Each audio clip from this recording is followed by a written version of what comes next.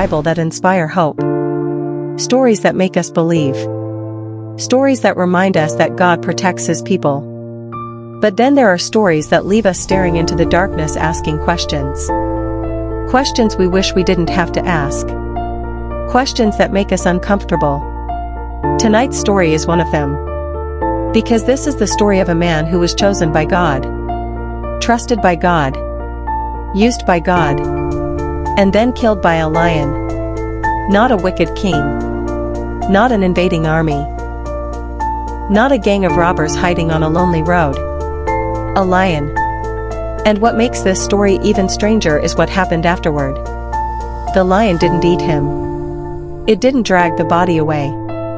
It didn't attack the donkey he was riding. Instead, the lion simply stood there, watching, waiting, as if it had been sent for a purpose. As if heaven itself had given it an assignment. Kill the prophet. Then stay. For centuries, people have asked the same question. Why? Why would God allow this to happen to His own messenger? And the answer may be more frightening than you think. Because hidden inside this ancient story is a warning that still speaks today. A warning about success. A warning about deception. And a warning about what happens when people slowly stop listening to the voice that once guided them. To understand the lion, we first need to understand the man. The Bible never tells us his name. Think about that. Some of the greatest kings in history are remembered. Powerful rulers are remembered. Famous warriors are remembered. But this prophet's name is missing. It's as if God wanted us to focus not on who he was, but on what happened to him. The Bible simply calls him a man of God. A title that carried enormous weight. In those days, prophets were not celebrities. They were not popular. They were not safe. When God sent a prophet somewhere, it usually meant trouble was waiting. Sometimes kings hated them. Sometimes crowds mocked them. Sometimes they paid for their obedience with their lives. Yet when God called, they went. And this man was no different. Far to the north, a king named Jeroboam sat on the throne of Israel. At first glance, Jeroboam looked successful. He had power, influence, authority, an entire kingdom under his command. But beneath the surface was something dangerous.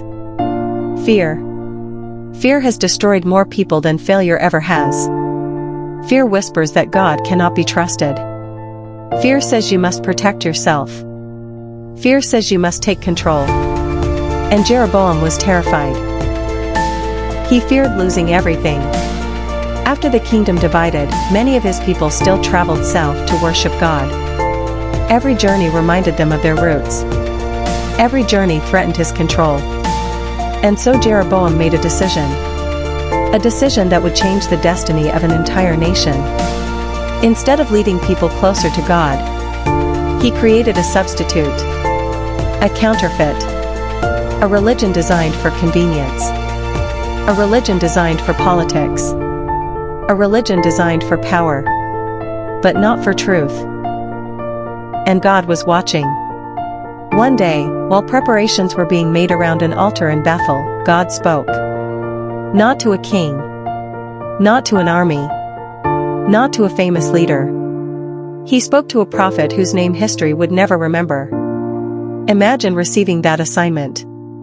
Travel to Bethel. Stand before the king. Deliver my message. Then leave immediately. Do not stop. Do not eat. Do not drink. Do not return the same way you came. Simple instructions. Clear instructions. Specific instructions. The prophet didn't argue. He didn't negotiate. He obeyed. And that obedience set him on a collision course with destiny. The journey was long. Dust rose beneath his feet. The sun beat against his skin. Every mile brought him closer to danger. But something remarkable happens when a person knows they are walking in God's will. Fear begins to lose its power.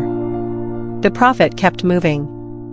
toward the city, toward the king, toward the moment that would make him famous, and toward the mistake that would ultimately cost him everything. Because sometimes the greatest danger isn't at the beginning of the mission. Sometimes it's waiting at the end. And neither the prophet, nor the king, nor the crowds gathering around that altar had any idea what was about to happen next. The city of Bethel was alive with excitement. People crowded the streets. Merchants called out to customers. Children ran between groups of worshippers. Priests moved around the altar making final preparations. To most people, this looked like a holy day. A celebration. A moment of national pride. But heaven saw something very different. God saw rebellion disguised as worship. And standing at the center of it all was King Jeroboam. Confident. Powerful. Untouchable. Or so he believed. The king stood before the altar he had built. The people admired him. The priests honored him. The nation followed him. Everything appeared to be going exactly as planned.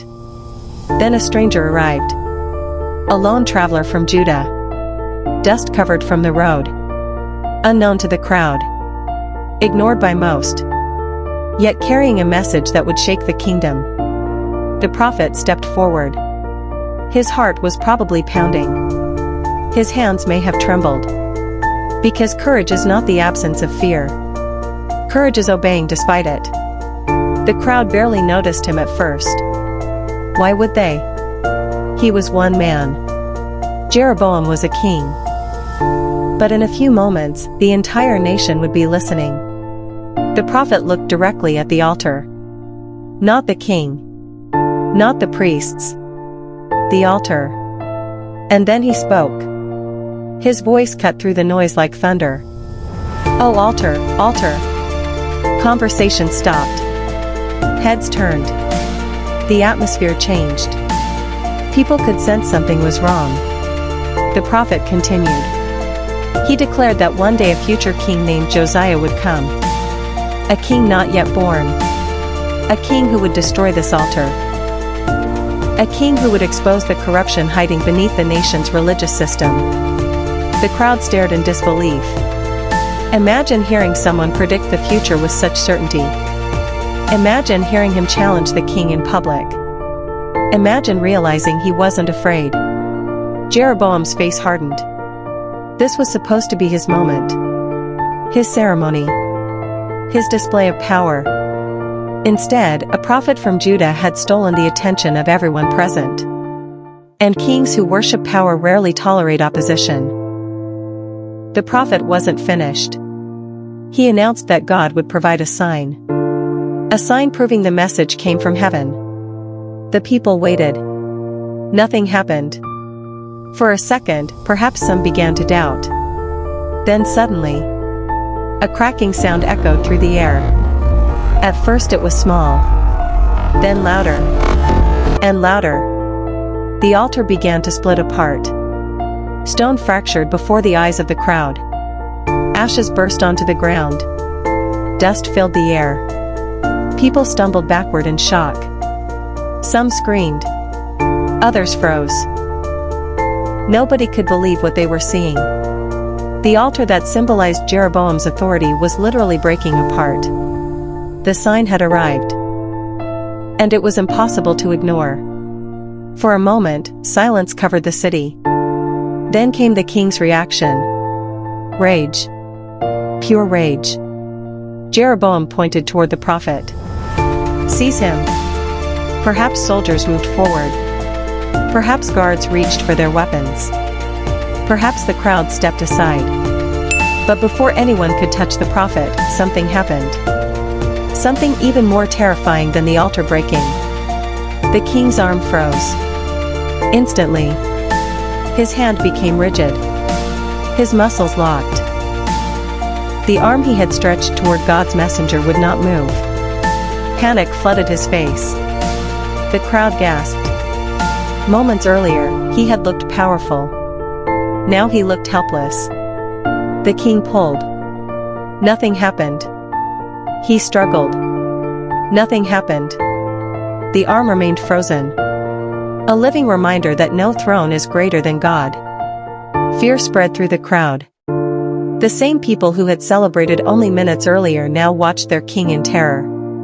Because everyone understood the message. This was no accident.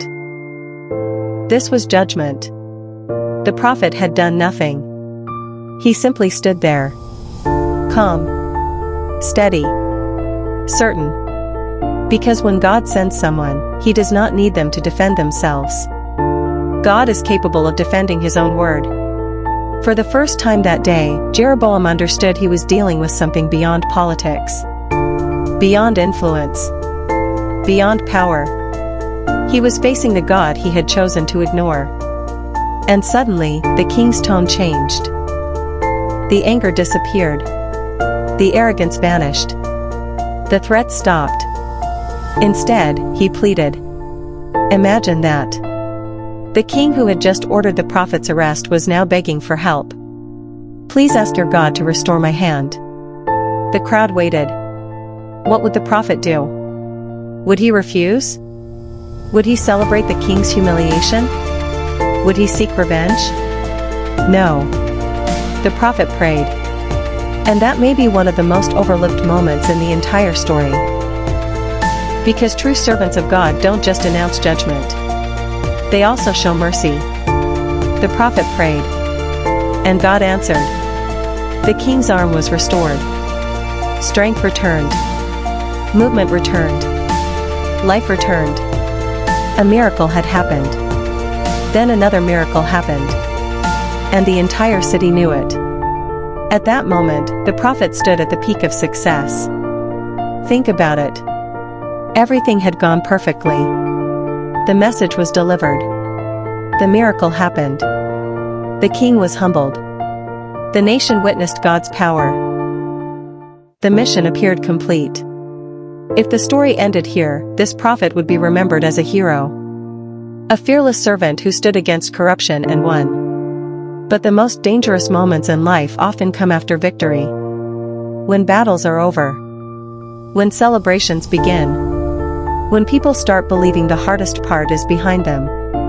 Because that is when vigilance disappears. And that is exactly where our prophet now stood.